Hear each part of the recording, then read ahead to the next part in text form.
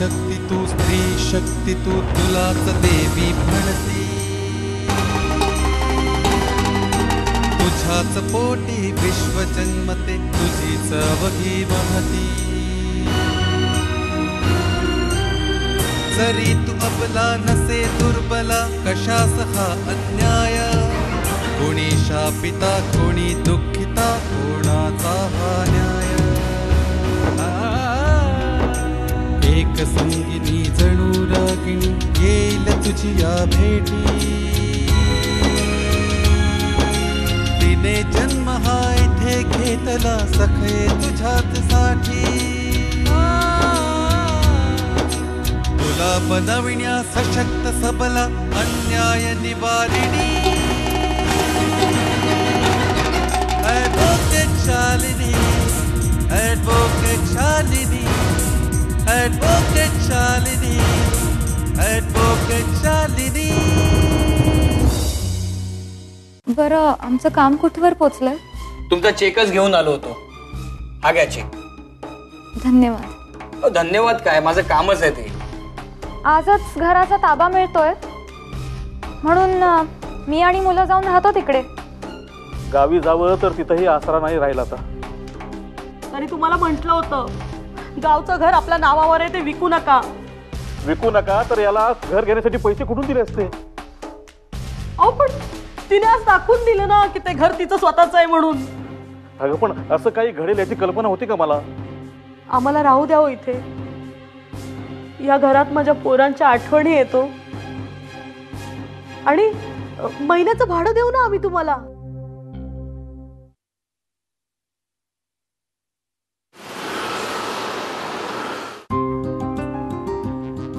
तुमच्या मुलाबद्दल ऐकलं, खूप वाईट वाटलं. त्याच्या इच्छेसमोर कोणाचंच काही चालत नाही, हेच खरं.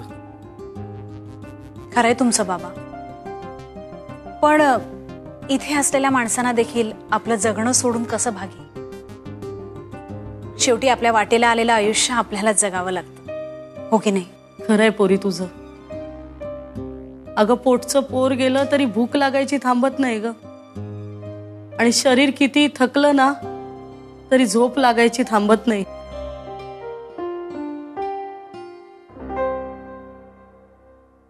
आई, अनुभवामुळे केवढं मोठं तत्वज्ञान तुम्ही सहज सांगितलं. बरं, मग आता पुढे? हाच मोठा प्रश्न डोळ्यासमोर आहे. या वयात या प्रश्नाला सामोरं जावं असं कुणालाच वाटणार नाही, पण आली खरी वेळ. म्हणूनच आता तुम्हीच काय ते सांगा. खरं तर या सगळ्या गोष्टी तिला समजायलाच हव्या, म्हणून तिला समज देण्याची गरज आहे. तसं म्हणाल तर ती स्वतः खूप समजूतदार आहे. नाहीतर मग एकच असू शकतं, तिला कोणीतरी चुकीचं मार्गदर्शन करतंय, नाहीतर ती असं वागेलच का? नाही नाही हो, आम्हालाही तसंच वाटतंय हो. म्हणूनच म्हणते तिला समजवायला हवं. अचानक या वयात तिचा नवरा गेला, तिच्या पुढेही मोठा प्रश्न पडला असेल. आता पुढे काय करायचं? मुलांचं भविष्य, स्वतःचं आयुष्य, आणि अचानक एवढा पैसा तिच्या हाती आला म्हणून तिला हे सगळे प्रश्न सतवायला लागले असतील कदाचित. बरं, नवऱ्याच्या जागी आता तिला स्वतःची नोकरीही मिळतेय, नवं घरही तिच्या नावावर होईल कदाचित, हो की नाही? आणि अशा वेळी सल्ला देणारे आपला शहाणपणा दाखवतातच, नाही का? हो, तुमचं सगळं बरोबर आहे, पण आता आम्हाला सांगा की आम्ही तिची कशी समजूत घालायची? की आता तू आमचा पण सांभाळ कर. ती हेच म्हणणार आहे, आम्ही आमच्या पोराचा विचार करू की तुमचा? म्हणूनच तुमच्या नातेवाईकांपैकी कुणावर तरी ही जबाबदारी टाका. पण नाही, तरी पण तिने नाही ऐकलं तर मग आई, आपल्याला कायद्याने मार्ग काढण्याशिवाय पर्याय नाही. कायद्यानं मार्ग निघेल? हो, का नाही? जसं आई बापाचं कर्तव्य आहे की आपल्या मुलाचं भविष्य घडवावं, तसंच मुलाच्या संपत्तीवर देखील आई बाबांचा हक्क असू शकतो. पण इथं तर मुलगाच राहिला नाही. हो, पण त्याच्या संपत्तीचे वारस तर आहेत ना. जशी त्यांनी संपत्ती घेतलीये तशी त्यांनी जबाबदारीही घ्यायलाच हवी. शिवाय मुलांनी जे नवीन घर घेतलं त्याचं डाऊन पेमेंट करण्यासाठी तुम्ही तुमच्या गावचं घर विकून त्यात पैसा दिलाय, म्हणजे याचा अर्थ होतो की तुमचाही त्या नवीन घरावर अधिकार आहे. अहो हे सगळं मान्य केलं तर आहे हो, नाहीतर काय बापाचं कर्तव्य होतं म्हणून समजायचं. आई, अहो मुलं अशी म्हणू शकतात, पण आपण देखील प्रेमानं दाखवून देऊ ना. आणि नाहीच ऐकलं तर आपणही दाखवून देऊ की आई बापही आपला हक्क मागू शकतात.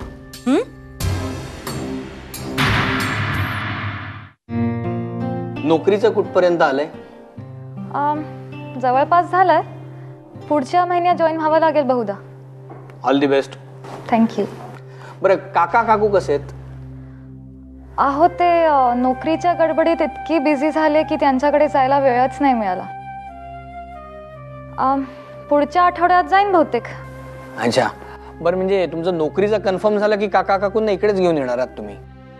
नको, त्यांना राहू द्या तिकडेच. हो पण ते घर सुद्धा सोडायचंय त्यांना आता. मग जातील गावी. नाही पण माझ्या माहितीप्रमाणे मी तुमच्या या घराचं डाऊन पेमेंट करताना काका काकूंच्या नावावर असलेलं गावचं घर विकूनच याचं पेमेंट केलं होतं ना. तुम्ही काय त्यांची वकिली करायला आलात का? वहिनी, मी वकील नाहीये, मी फक्त एक एजंट आहे. वकील असतो तर काय केलं असतं? मला फक्त एवढंच म्हणायचंय, वकील असतो तर खूप बरं झालं असतं. हे बघा भाऊजी, मी जे काही करतेय ना ते योग्य मार्गदर्शन घेऊनच करतेय. हे फार बरं करताय, मार्गदर्शक घेऊनच करा. नाही तर काय व्हायचं की आयत्या वेळी पाठ दाखवणार आणि तुम्ही तोंड कशी पडणार. काय म्हणायचं काय तुम्हाला?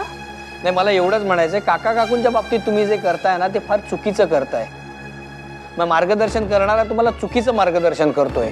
बापाच्या संपत्तीवर बायको मुलाचाच अधिकार असतो हे सांगायला मला कुण्या वकिलाची गरज नाही. नाही, हे सगळं तुम्हाला माहिती आहे, खूप छान आहे वहिनी. पण तुम्हाला एकच सांगतो, उद्या तुमच्या मुलाच्या बाबतीत असं झालं तर? तो नाही म्हणणार असं. माझा विश्वास आहे त्याच्यावर. पण त्याच्या बायकोवरही विश्वास आहे तुमचा? म्हणजे? आपल्या मुलावर तुमच्या सासऱ्यांचा सुनेपेक्षाही जास्त विश्वास होता. तो गेला बिचारा. तुम्ही काय केलं तो? हे बघा भाऊजी, इतक्या वर्षाचे संबंध आहेत म्हणून आतापर्यंत ऐकून घेतलं तुमचं. इतक्या वर्षांचे संबंध आहेत ना म्हणूनच तुमचं ऐकून घेतोय. खरं तर काका काकूंचं प्रेम मुलापेक्षा जास्त सुनेवर होतं. अचानक लॉटऱ्या लागल्यामुळे सगळ्यांचे स्वभावच बदलले. तिकडे येतो मी.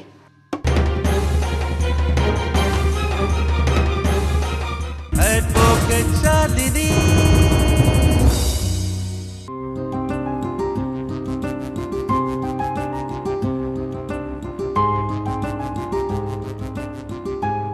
त्या कोणाचं काही एक ऐकून घ्यायला तयार नाहीत. खूप बदलल्या आहेत त्या. वाटलंच मला, कुणाच्या सल्ल्याने ती चालते तेच कळत नाही. हो, कोणाच्या का सल्ल्याने असू द्या, पण माणसाला स्वतःचं डोकं असतं की नाही? खरंय तुझं म्हणणं रे, पण हे असं काहीतरी विपरीत घडून गेलंय ना म्हणून डोकं नसेल तिचं ठिकाणावर. तुम्हीच समजून घ्या तिला. म्हणजे अजून जग बघण्याची पाळी आलेली नाहीये तिच्यावर. पण आता नोकरी करायला बाहेर पडते तर आपोआप कळेलच तिला. जाऊ दे.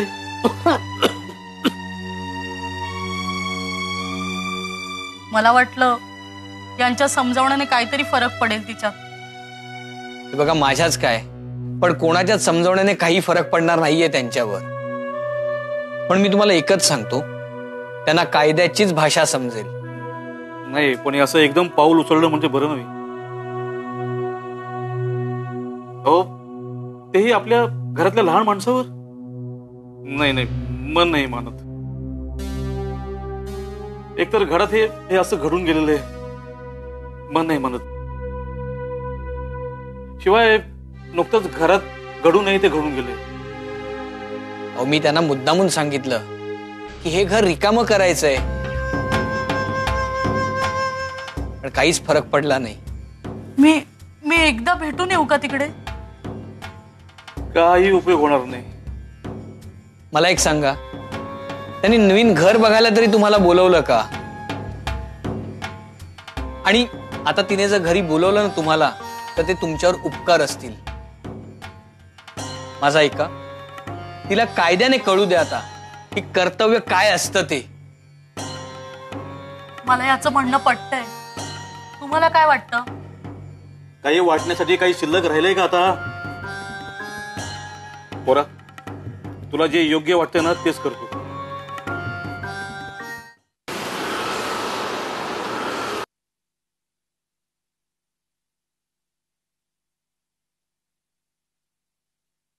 नमस्कार मॅडम. नमस्कार, बसा बसा. बोला, पुढे काही डेव्हलपमेंट? नाही, डेव्हलपमेंट अशी काही पॉझिटिव्ह नाहीये अजूनही. मी स्वतः त्यांना भेटायला पण गेलो होतो. समजावण्याचाही खूप प्रयत्न केला, पण त्यांच्या डोक्यात इतके गैरसमज आहेत की ते असे तसे नाही जाणार आहेत अजिबात.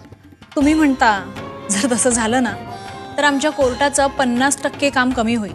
मॅडम, माझ्या मते तरी त्यांना कायद्याचा हिसका दाखवल्याशिवाय हे प्रकरण रुळावर येणार नाहीये. मलाही तसंच वाटतं.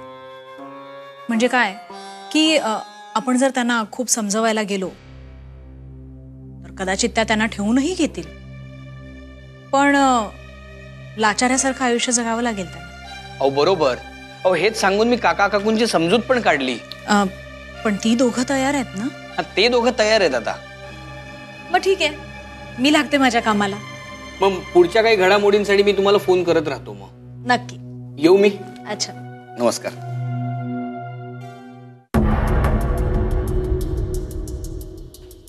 दीप्ती, हां, आता जे इन्शुरन्स एजंट येऊन गेले, त्याने जी केस सांगितली होती ना त्याची फाईल जरा आत पाठवून दे. हो हो, आपण केस स्टार्ट करतो.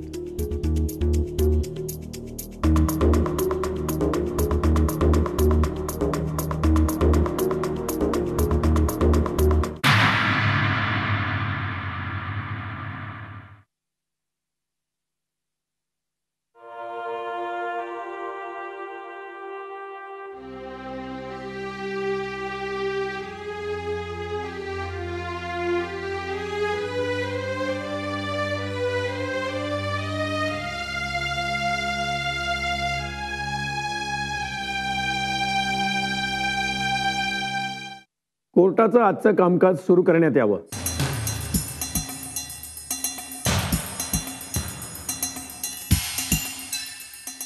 मिलॉर्ड, आज आपल्या समोर एक वेगळीच केस आली. कुणावरही ही वेळ येऊ नये अशा आशयाची ही केस आहे.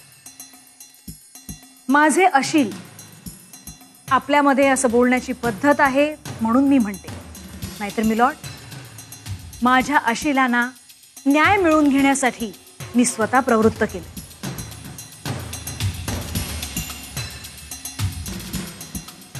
खरं तर आपल्याकडे अशी पद्धत आहे की मुलांनी म्हणजेच लहानांनी मोठ्यांकडनं काहीतरी मागायचं असतं, पण या केसमध्ये अगदी उलट होतंय. इथे मोठ्यांवर लहानांकडनं मागण्याची वेळ आली आहे. मिलो, माझे अशी रामचंद्र आणि जानकी नाफडे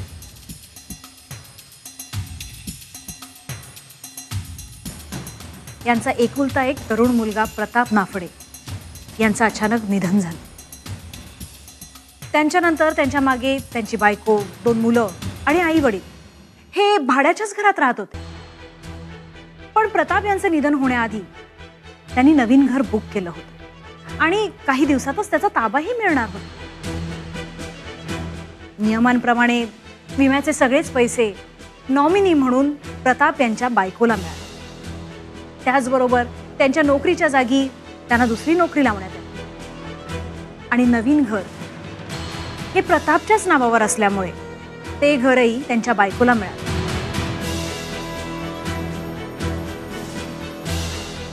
हां, आणि आता ह्याच्यामध्ये प्रताप यांच्या बायकोचं आणि मुलांचं सगळंच भागून गेलं.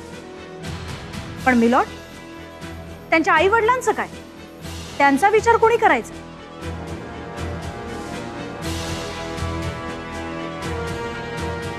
त्यांच्याकडे दुसरा मार्गच नव्हता. गावी जाऊ शकत नव्हते, कारण गावचं त्यांच्या नावावर असलेलं घर विकून त्यांनी प्रतापनी बुक केलेल्या नवीन घराचं डाऊन पेमेंट केलं होतं. मिलॉर्ड, माझ्या मते जसा वडिलांच्या मालमत्तेवरती आपल्या मुलाचा हक्क असतो, तसंच आपल्या आई वडिलांना मरेपर्यंत सांभाळणं हे मुलाचं कर्तव्य असतं.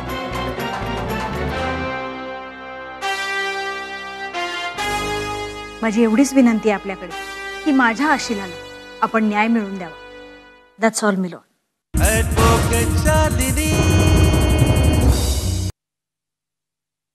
प्रतिपक्षाच्या वकिलाला आपल्या बाजूतर्फे काय खुलासा करायचा आहे?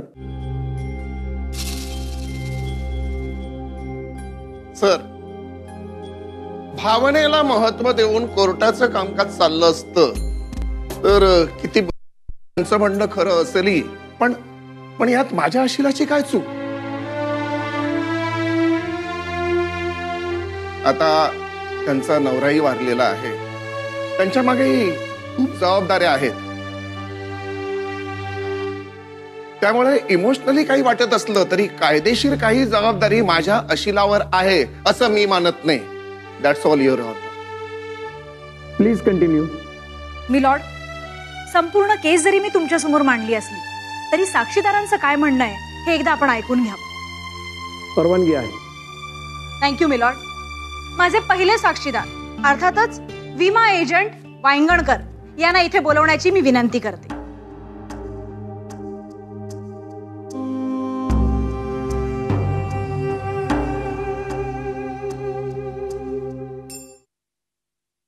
वांगणकर, या सगळ्या प्रकरणामध्ये तुम्ही काका काकूंना खूप मदत केली, त्याबद्दल खरंच धन्यवाद. कोर्टाला सांगा की ह्या सगळ्या प्रकरणाबद्दल तुम्हाला काय म्हणायचं. माझं एकच म्हणणं आहे, कायदा मला कळत नाही. माझा मित्र गेला, त्याच्यानंतर सगळ्या गोष्टी त्याच्या बायकोला मिळाल्याही, तिने त्या स्वीकारल्याही. फक्त एवढीच इच्छा आहे की तिनेही तिच्या जबाबदाऱ्या समजून घ्याव्यात, एवढंच. तसंच माझ्या मित्राच्याही काही जबाबदाऱ्या आहेत, त्या त्यांनी स्वीकारायला पाहिजेत. पण माझे वकील मित्र हे म्हणताय की त्यांच्या आशिलाची अशी काही जबाबदारी आहे असं ते तरी मानत नाही. मॅडम, मी यांना फक्त एकच विचारेन, उद्या यांच्या घरी असंच काही झालं आणि त्यांच्या सुनेनी असंच काही केलं तर तेव्हा ते काय करतील? मिलॉर्ड, माझी विचारपूस पूर्ण झाली. प्रतिपक्षाच्या वकिलांना जर यांना काही विचारायचं असेल तर प्लीज. प्रतिपक्षाच्या वकिलांचं काय म्हणणं आहे? No sir. तुम्ही जाऊ शकता.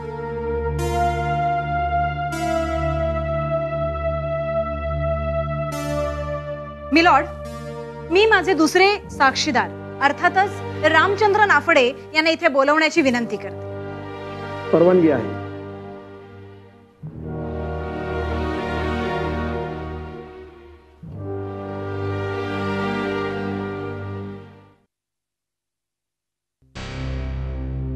बाबा, या सगळ्या प्रकरणामध्ये आपलं काय म्हणणं आहे हे प्लीज कोर्टाला सांगाल.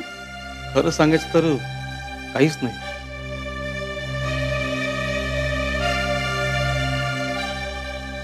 आयुष्यभर मेहनत केल्यानंतर, संसाराचा गाडा ओढल्यानंतर जर मरेपर्यंत 2 वेळच्या भाकरीसाठी ही वेळ जर कुणावर येणार असेल ना, तर माझ्या वयाच्या लोकांनी सावधान होण्याची वेळ आली. आता आयुष्यभर मेहनत केल्यानंतर, संसाराचा गाडा ओढल्यानंतर जर मरेपर्यंत 2 वेळच्या भाकरीसाठी ही वेळ जर कुणावर येणार असेल ना, तर माझ्या वयाच्या लोकांनी सावधान होण्याची वेळ आली. आता कोर्टाचं कामकाज कशा रीतीने चालतंय हे या वकील लोकांनाच माहीत असणार आहे.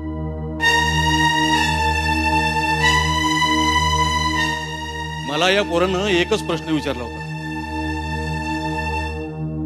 समजा उद्या तुम्ही जर मेलात तर तुमच्या बायकोचं पुढे काय?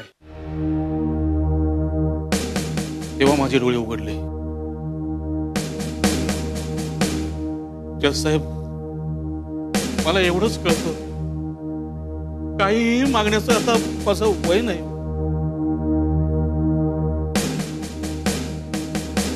पण तेच वय एक गोष्ट सांगतं की काहीही काम करण्याचं माझं वय नाही.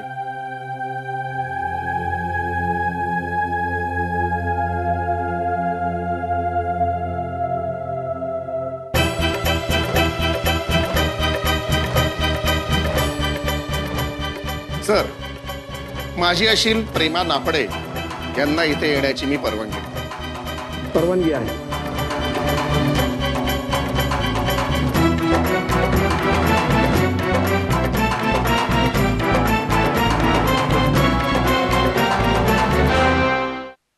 प्रेमाताई, या प्रकरणात आपलं काय म्हणणं आहे ते आपण थोडक्यात सांगाल?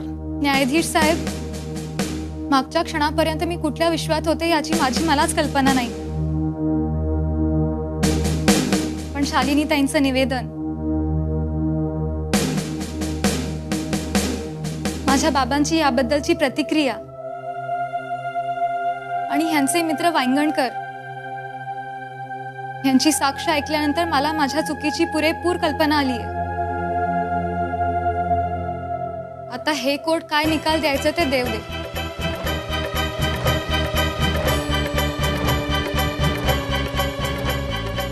पण मी माझ्या सासू सासऱ्यांची जबाबदारी घ्यायला तयार आहे.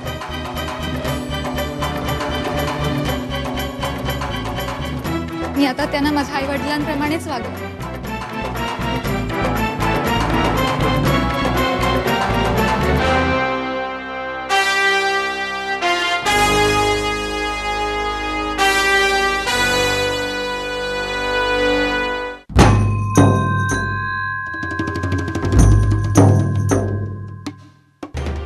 कोर्टासमोर आलेल्या सर्व साक्षी पुराव्यांवरून हे कोर्ट या निर्णयाप्रत आलेलं आहे.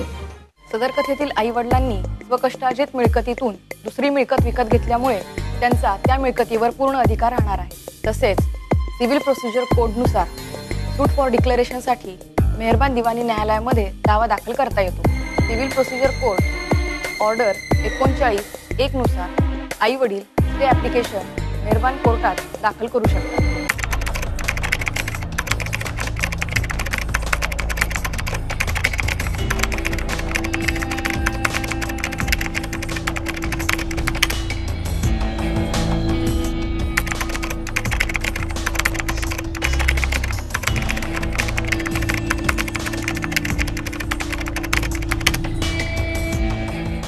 म्हणूनच तुला सांगतो, तुझा व्यवसाय तू बदलून टाक. देवाच्या कृपेनं आता आपली परिस्थिती अगदी बरी आहे. माझी चांगली नोकरी आहे. अगं गेली 15 वर्ष मी या व्यवसायामध्ये मेहनत केली आणि आता कुठे फळं मिळत आहेत तर मी व्यवसाय बदलू. नमस्कार. नमस्कार, कोण आपण? मी नलिनी. तुमचे मिस्टर आहेत का घरात? हो आहेत ना, पण काय काम होतं तुमचं त्यांच्याकडे? ते मी त्यांनाच सांगेन, तुम्ही त्यांना बोलता. बरं ठीक आहे, तुम्ही बसा, मी त्यांना बोलवते. मी इथे ठीक आहे. तुम्ही जरा त्यांना लवकर बोलवा प्लीज. ठीक आहे.